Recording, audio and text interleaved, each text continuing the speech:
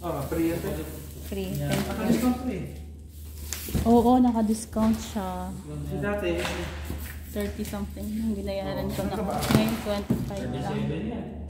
Oo, 30 something. ngayon, 25 na lang. Madam ako ba yan? Oo, sir. Madam na.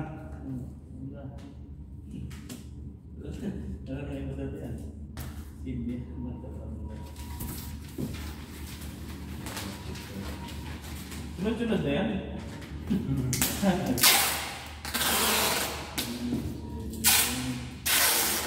Pulong pa yung mga lagang.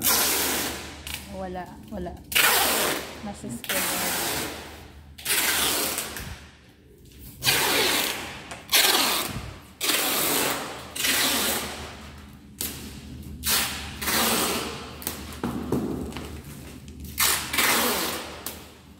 My last box here in Kuwait.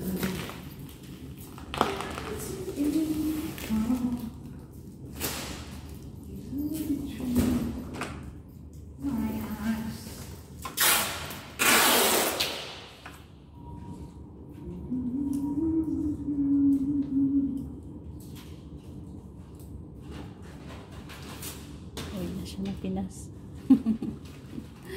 Uwi na siya.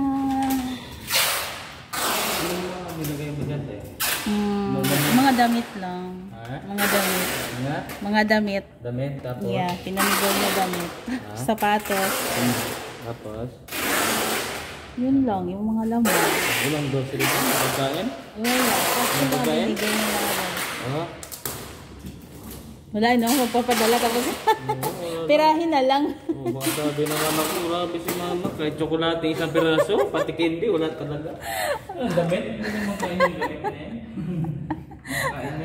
Dagdag labahin mo.